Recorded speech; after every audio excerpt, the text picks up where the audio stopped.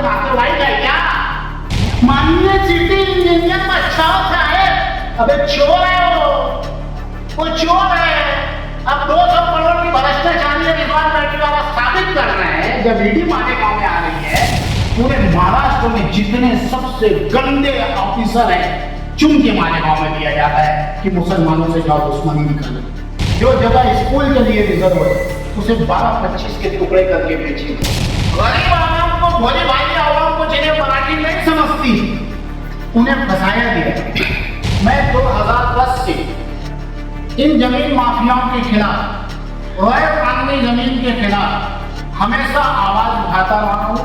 आप लोग हमेशा उसे लगाते रहे हैं कि ये गलत जमीन है, इसे मत खरीदिए। आप मीडिया के लोग बाखूबी जानते हैं कि मैं घरकुल योजना को लेकर के 2015-16 से लड़ रहा हूँ। मालेगांव शहर में जमीन माफिया जो शहर की रिजर्व जमीनें, जो स्कूल के लिए रिजर्व है, हॉस्पिटल के लिए रिजर्व है, बच्चों के खेल कूद के गार्डन के लिए रिजर्व है, जो सब्जी मार्केट के लिए रिजर्व है, ऐसी बहुत सारी एमिनिटी ज़मीनें जो कारोबारियों के लिए रिजर्व है, उन तमाम जगहों को गैर कानूनी तरीके से 12/25 के टुकड़े बना करके महाराष्ट्र सरकार और भारत सरकार के साथ में एक बहुत बड़ी धोखाधड़ी मालेगांव शहर में काफी दिनों से चल रही है, जिसके लिए हम अब हमेशा भारत सरकार से लेकर के महाराष्ट्र सरकार तक, कमिश्नर साहब से लेकर कलेक्टर तक, महसूल डिपार्टमेंट तक, सबों को हम लिखित में तकरार देते रहे। और शहर के कुछ ऐसे अच्छे लोग जिनकी जमीनें थी, हमने उन्हें बरोबर मीटिंग लेके मना किया कि आप ये जगह जिस चीज के लिए रिजर्व है उसी चीज के लिए बेचिए। हम साल भर पहले श्री नरेंद्र मोदी जी, अमित शाह जी, सदर जमहूरिया, ईडी, सीबीआई, हमने सबको लेटर दिया था। नरेंद्र मोदी जी की तरफ से 10 दिनों के अंदर हमको रिप्लाई मिला था कि उन्होंने महाराष्ट्र सरकार को, महाराष्ट्र सचिव को लेटर भेजा कि ये जो घरकुल में बदउनवानी हो रही है इसकी कार्रवाई की जाए। महाराष्ट्र सरकार के पास आदेश आने के बाद भी और महाराष्ट्र सरकार ने मालेगांव म्युनिसिपल महानगर पालिका को आदेश किया कि फौरी इसकी घरकुल की चौकसी की जाए और इसमें जो दोषी है उन लोगों को अरेस्ट करके सलाखों के पीछे डाला जाए। लेकिन मालेगांव शहर में नीचे से ऊपर तक आप लोग देख रहे हैं कि सैलाब आया हुआ है। भ्रष्टाचार ऑफिसर मालेगांव शहर के अंदर महाराष्ट्र के, बल्कि मैं कहूं कि पूरे हिंदुस्तान के सबसे करप्टेड ऑफिसरों को चुन चुन के मालेगांव में दिया जाता है। भारत सरकार के आदेश को, महाराष्ट्र सरकार के आदेश को महानगर पालिका के महाआयुक्त और सिटी इंजीनियर और घरकुल योजना के जिम्मेदारों ने जूती की नोक पे रखा। उसके बाद हमने अभी 9/9/2024 को सर श्री नरेंद्र मोदी जी, अमित शाह जी, सदर जमहूरिया, ईडी, सीबीआई, ईडी के चीफ के साथ में हमने मीटिंग की, उन्हें सारी डिटेल बताई। और अभी मौजूदा टाइम में भारत सरकार की तरफ से महाराष्ट्र के डॉक्टर किरीट सोमैया साहब को इत्तला दी गई कि मालेगांव शहर में जमीन माफियाओं को लेकर के, घरकुल को लेकर के इतना बड़ा भ्रष्टाचार चल रहा है। उन्होंने हमें बुलाया और बुलाने के बाद हमने उन्हें जब सारी बातें बताई तो उन्होंने जगहों पे कलेक्टर साहब को फोन लगा करके कहा कि ये सब क्या चल रहा है मालेगांव शहर में। मालेगांव के म्युनिसिपल कॉर्पोरेशन कमिश्नर, प्रशासक कमिश्नर को फोन लगा के कहा कि मालेगांव शहर में इतनी बड़ी भ्रष्टाचारी कैसे चल रही है, अगर जो तुम 15 दिन के अंदर इसकी कार्रवाई नहीं किए तो हम ईडी और सीबीआई की जांच बिठा देंगे। ये किरीट सुबैया साहब ने मुझे जगह पे लेटर दिया, कॉलिंग लेटर दिया कि आप कलेक्टर और कमिश्नर को दो, इस पे कार्रवाई नहीं होती है तो हम रेडी बैठे। मैं आपको कुछ चीजें दिखाना चाह रहा हूं। मालेगांव शहर में जमीन माफिया 98 फार्मेसी कॉलेज के पास 2019 से हम लड़ रहे हैं और इन जमीन माफियाओं ने शहर के जमीन मालिकों के साथ मिलके, कॉर्पोरेशन के अधिकारियों के साथ मिलकर के इन्होंने टोटल मालेगांव शहर की गरीब आवाम को फंसाया। जो जगह स्कूल के लिए रिजर्व है, महानगर पालिका लिख के दे रही है, जो जगह स्कूल के लिए रिजर्व है उसे 12-25 के टुकड़े करके बेचे गए। जमीन मालक को 52-53 की नोटिस दी गई, 30 महीने में बुलडोजर चलाने की बात की गई और 12/6/2020 को पवारवाड़ी पुलिस स्टेशन में उनके ऊपर एफआईआर दर्ज हुई जमीन मालक के ऊपर कि ये जगह खाली की जाए, ये जगह रिजर्व है। अचानक महानगर पालिका के चोर भ्रष्ट अधिकारी, वरिष्ठ अधिकारी, कमिश्नर समेत इन जमीन माफियाओं के साथ मिलके जो जगह रिजर्व स्कूल साड़ा के लिए है उसका आरक्षण हटा देते हैं, जबकि हो ही नहीं सकता। दूसरे, मालेगांव शहर में 114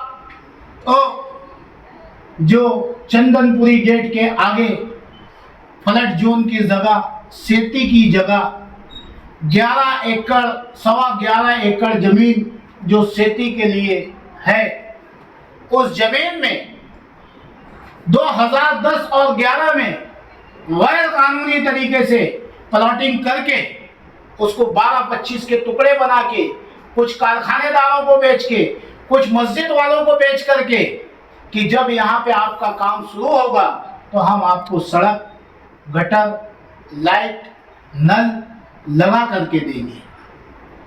वो जगह सेती के लिए रिजर्व है। उस जगह को इन लोगों ने बैल गोट्यासाठी बोल के 2014 में खरीदी थी। इधर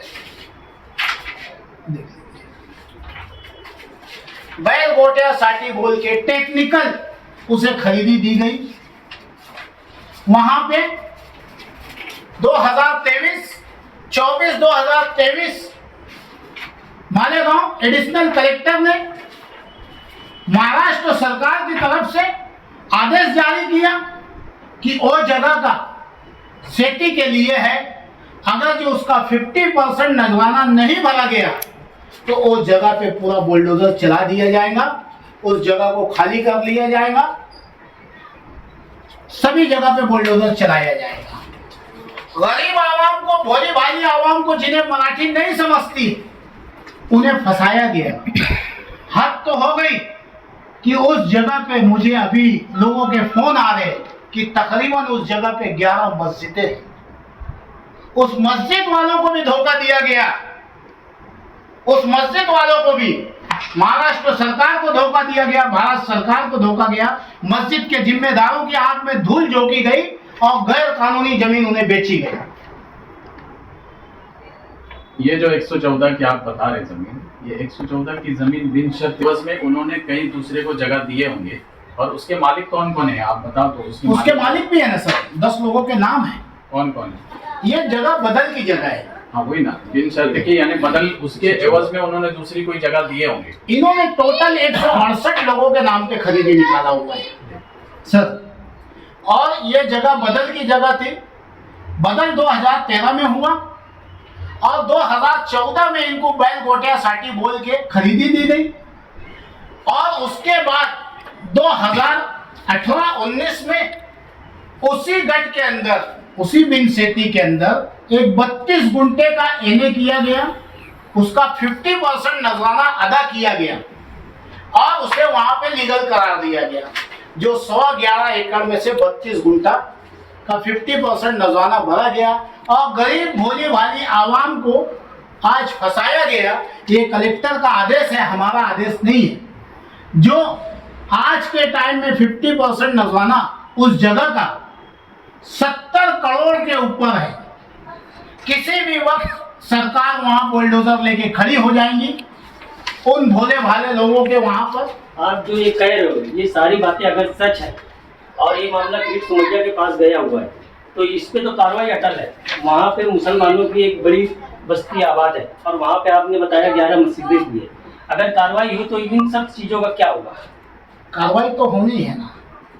नहीं तो इनका क्या होगा? हो जाएगा 5 मस्जिदें सर जो है हम आपसे ये बता रहे हैं, मस्जिदें बता रहे हो, हम आपसे ये बता रहे हैं सर, मैं 2010 से इन जमीन माफियाओं के खिलाफ, गैर कानूनी जमीन के खिलाफ हमेशा आवाज उठाता रहा हूँ।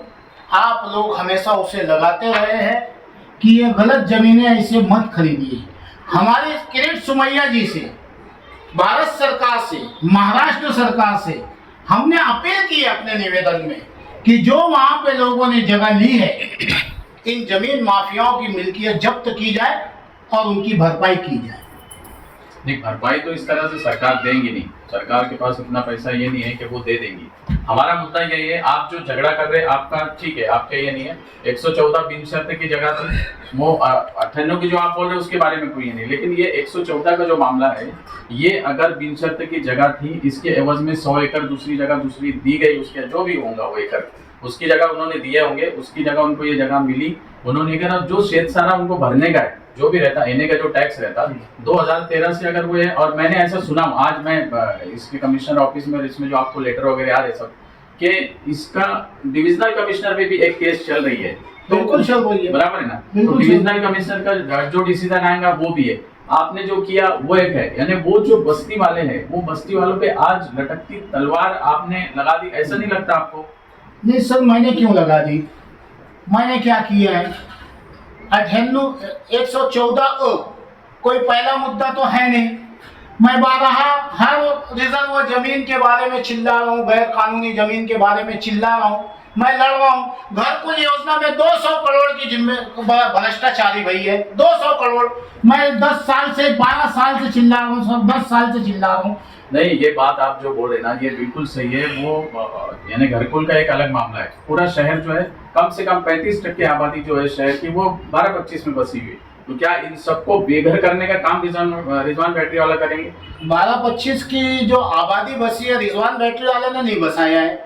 एक दूसरी बात, मालेगांव शहर को धारावी बना दिया जा रहा है। ये आप लोगों को भी दिखना चाहिए कि कोई ऐसी सड़कें नहीं है, अतिक्रमण चलने के लिए रास्ता नहीं है। भू माफिया के साथ इनकी हिम्मत कहां से बढ़ी? टोटल महानगर पालिका के कमिश्नर से लेके हर एक अधिकारी इनके साथ मुलविस है। ये बहुत बड़ी साजिश है हमारे शहर के भोले भाले मुसलमानों को फंसाने की। सर नहीं, अभी वो जो घरकुल बना है, घरकुल काय के लिए बनाया गया था कि सड़क पे जो बसे हुए उनको वहां से निकालने के लिए। बिल्कुल। लेकिन वो घरकुल की भी कंडीशन पिछले 12 साल से 13 साल से आप देख रहे कि सरकार अगर कार्रवाई करना चाह रही है इन पे तो ठीक है, लेकिन वो घरकुल भी सही ढंग से बना नहीं दे रहे। जहाँ पे पूरे धंधे आज जितने शहर के गलत धंधे वो सब घरकुल में चल रहे, तो फिर लोग जाए तो कहाँ जाए? हमने सरकार बोलेंगे नहीं आप गैर कानूनी आप निकल जाओ, आप बोलेंगे नहीं बिल्डर ने गलत किया या उसने गलत किया, वो सब ठीक है, आपका भी जायज है, चलो कोई ये नहीं।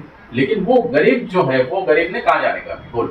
उन गरीबों की कोई गलती नहीं है। वो गरीब 114 मैं आपके चैनल के माध्यम से कह रहा हूँ, जिम्मेदारी के साथ कह रहा हूँ सर, आप लोग वहाँ की बस्ती के लोग आके मुझसे मिल सकते हैं। आपने जो सवाल किया बड़ा प्यारा सवाल किया कि वो बदल की जगह है, तो बदल की जगह गई कहाँ? बदल की जगह गई तो उसका नजराना भरा क्यों नहीं गया 11.25 एकड़ जमीन का, जो आवाम से वादा किया गया था खरीदी देने के टाइम कि तुमको लीगल तरीके से दी जाएगी, तो उसका नजराना अदा क्यों नहीं किया गया? आज जिसने जमीन बेचा, जिस लैंड माफिया ने जमीन बेची, वो इन गरीबों के सर पे तलवार लटका दी। गद्दार तो वो है, गुनहगार तो वो है, भोली भाली आवाम नहीं है। हम आवाम के खिलाफ नहीं है, आज नहीं कल सरकार की नजर तो है ही ना। ये मेरा तो ऑर्डर नहीं है, ये कलेक्टर का ऑर्डर है कि आपको यहाँ से हटना है। नहीं, वो हो गया। उसके जो कुछ पार्टनर्स है, पूरे पार्टनर्स, उसमें से कुछ पार्टनर आपके साथ भी नजर आ रहे हैं, कुछ जो है अलग है। ये यानी ये क्या है, जो नाम है उसके अंदर कुछ नाम आपके साथ नजर आ रहे हैं, क्या वो लोग नहीं है ये जमीन बेचने? मैं ये कह रहा हूँ, इसमें जितने लोग गुनहगार है, वो तो आपके साथ भी नजर आ रहे हैं ना। जितने लोग इसमें गुनहगार है, जो मेरे साथ नजर आ रहे हैं, वो गुनहगार है। मैं बोलता हूँ सबसे पहले अभी पुलिस छूटना चाहिए, ईडी छूटना चाहिए, उनके गिरफ्तार को उठाना। और इस मामले में इस तरीके की बात भी सुनने में आ रही है कि 114 सर्वे नंबर की बात इतनी शिद्दत से उठाई जा रही है, तो क्या इस मामले में कहीं पैसे के लेन देन की बात तो नहीं है कहीं? पैसे की लेन देन की बात जी, दूध का दूध पानी का पानी, जिंदा रहेंगे तो दिखते रहेगा ना कौन लेन देन कर रहा है और कौन क्या कर रहा है। सर देखिए, सीधी सी बात है, मालेगांव शहर की भोली भाली गरीब आवाम जो अपना पेट काट के, अपने बीवी बच्चों का पेट काट के, आप मीडिया के लोग रोज लिखते हैं, रोज बताते हैं। सर मुझे तो ये नहीं समझ में आ रहा है कि आज आप ये सवाल कर रहे हो। नहीं, तो हम रिजवान बैटरी वाला को आज से नहीं, बरसों से जानते हैं।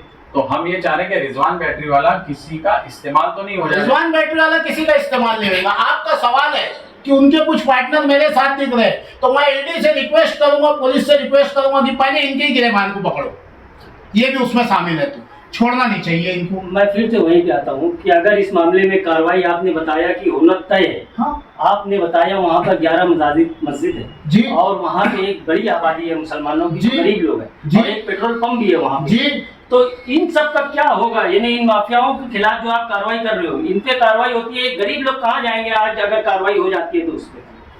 सर देखिए, इसके बारे में आपने कुछ सोचा है? बिल्कुल सोचा है, इसलिए मैं आपसे कह रहा हूँ कि जो वहाँ के रहवासी है वो हमसे रास्ता कायम करें। आप आज का कल का ताजा उतारा निकाल लीजिए, कल की डेट का, उसमें बैल गोटियां साटी खरीदी दी हुई है। मैं तो नहीं लिया हूँ, रिकॉर्ड में है भाई। तो आज नहीं कल तो उन गरीबों के ऊपर तलवार लटकनी है, उनको कौन बचाएगा? हम उनके साथ खड़े। हमने मांग की है कि मालेगांव शहर में ईडी की जांच होनी चाहिए। कुछ घराना जो इस शहर को दीमक की तरह चाट रहा है और नासूर बना दिया है। नदी की जमीन नहीं बिक रही है, नाले की जमीन नहीं बिक रही है, स्कूल की जमीन नहीं बिक रही है, गार्डन की जमीन नहीं बिक रही है, हॉस्पिटल की जमीन नहीं बिक रही है। अगर जो मेरा यह आरोप गलत है तो रिजवान बैटरी वाला गुनहगार है। ये बात इसीलिए वो बातें चल रही है कि यार सर्वे नंबर 114 इतनी शिद्दत से 114 नहीं सर, आपके पास 198 की इतनी लंबी फहरिस्त लेके बैठा हूं कि आपको सबूत दिखाते। मेरा कुछ नहीं लिखा है, महानगर पालिका कह रही है कि ये गलत है, यहाँ पे तो हम एक खिल्ला नहीं ठोकने देंगे। फिर मैं पूछ रहा हूँ गलत का एक खिल्ला नहीं ठोकने दे रहे आप, तो वहां वो कैसे क्या जमीन? मैं आज 14 साल से चिल्ला रहा हूँ, और अगर जो कोई सबसे पहले और दमदार लिखने वाला कोई है वो पत्रकार जहूर खान साहब है। मैं आज नहीं बोल रहा हूँ, आज किसी की आंख में मिर्ची नहीं लगनी चाहिए। मैं कह रहा हूँ जो कब्रिस्तान की जमीन, मैंने नहीं बोला कि कब्रिस्तान की जमीन बिक रही है। स्टेट लग रहे थे, कहाँ थे आप लोग? स्टेट से भाषण दिया जा रहा था कि मैं मर जाऊंगा, मिट जाऊंगा, कब्रिस्तान की जमीन छुड़ा के लाऊंगा। कब्रिस्तान कहाँ गया? स्टेट से बोला जा रहा है कि मालेगांव शहर में एडीएक्स आ गए उड़ाने के लिए, वो कहाँ गया? कब्रिस्तान की जगह कहाँ गई? हीरा उड़ेगी। मैं पूछ रहा हूँ उन्हीं लोगों से जिन्होंने कसम खा के कहा था कि मर जाऊंगा, कब्रिस्तान की जगह नहीं जाने दूंगा। कहाँ गई भैया? उसी में तू दफन होगा क्या जो नहीं मिल रही है? 2009 में सर कुछ खानदान आप नाम ले रहे हैं, क्या है नाम? मालक का नाम बताएंगे आप? नहीं है ना भाई, सब नाम है ना। कुछ नाम है उसमें? नहीं 98-2 में 12-25 में कुछ खानदानों ने पूरे शहर को सबको पता है, आप लोगों को भी पता है, पूरे शहर में जिसने जमीन खरीदा है उसको भी पता है, जिसने बेचा है उसको भी पता है, जिसने दलाली किया उसको भी पता है, पूरे गांव को पता है। कोई दूध पीता बच्चा नहीं है। हम ये चाहते हैं, आपका जो सवाल है, आज गरीब जनता, आम जनता, स्कूली बच्चों को चलने के लिए रास्ता नहीं है, ये सच्चाई है। यहाँ का कमिश्नर एक नंबर का करप्ट, भ्रष्ट, चोर आदमी है। और मालेगांव शहर में मैं फिर दोहरा रहा हूं, पूरे महाराष्ट्र में जितने सबसे गंदे ऑफिसर हैं, चुन के मालेगांव में दिया जाता है कि मुसलमानों से जाओ दुश्मनी निकालो। कमिश्नर जीवन सुनोने से लेकर के जितने लोग इसमें शामिल हैं, इन सबको फांसी लगना चाहिए, इन सबको सजा होनी चाहिए। अभी आखिरी आपका मुतालबा क्या है शॉर्ट में? हमारा मुतालबा यही है कि इन भू माफिया जो कोई भी रिजर्व जमीन को धनंजय से बेच दे रहे हैं, आप सुबह देखो तो जाने को रास्ता रहता है, दूसरे दिन आओ तो वहां पे कुछ बना मिलता है, इन पे रोक लगनी चाहिए। और सर 2008 में आखिरी बार 2009 में इसी घर पुल की योजना के लिए, उद्घाटन के लिए, सर इफ्तिताह के लिए शहर के 2 बड़े लीडर, एक मरहूम माजी शेख रशीद साहब और एक मौजूदा एमएलए मुफ्ती मोहम्मद इस्माइल कासमी साहब, ये दोनों साहिबान मैंने लाया। एक तो अल्लाह को प्यारे हो गए, अल्लाह उनकी मग़फ़िरत करे, अल्लाह उनको जन्नत में आला मकान दे। जो जिंदा है साहब, मैं आपसे पूछ रहा हूँ, आप टिकिमुआ मारे गए हो, 2 करोड़ की भ्रष्टाचारी है। अभी कल आपने देखा, आपके चैनलों पे मैंने देखा, माननीय सिटी इंजीनियर बच्चाओ साहेब, अबे चोर है वो चोर है।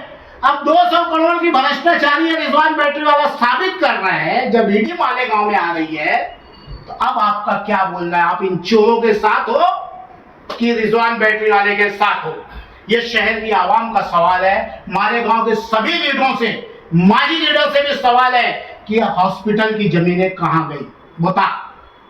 और नदी के उस पार वो क्या तुम्हारे माँ के, तुम्हारे घर वालों के कोई अलग से नातेवाईक है क्या रे?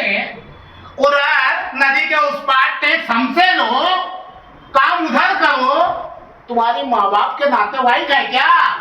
यहाँ एक झाड़ू नहीं लगता है, गटर नहीं साफ होती, और ये चोर माफिया, जमीन माफिया मस्जिदें बनवा करके मजहबी रंग पहना रहे हैं। इन कमीनों को फांसी लगना चाहिए, ये मेरा मुतालबा होगा। और मैं जिंदा रहा तो किसी ना किसी को जेल की सलाखों के पीछे पहुंचा के ही छोड़ूंगा। अच्छा, 11-12 मस्जिद का आपने जो बताया है, अगर ये 11-12 मस्जिद के ऊपर कोई मसला उठता है तो रिजवान बैठने वाला वहां जाएगा बचाने? सबसे पहले खड़ा रहेगा, किसी की मजाल नहीं है। मेरी इस 11 मस्जिद को तो क्या, मेरे वहां के एक रहवासी को पहले उंगली लगाए, जिसने जगह बेची है वो नजराना अदा करके देवे, उसकी जिम्मेदारी है, आवाम की जिम्मेदारी नहीं है। सीधा सीधा काम है। अब 1 करोड़ लगता कि 100 करोड़ लगता, और उसमें जो मेरे साथ घूम रहे उसके नीचे घुसता या बाजू वाले के घुसता, वो देखे, मेरा कोई लेना देना नहीं है।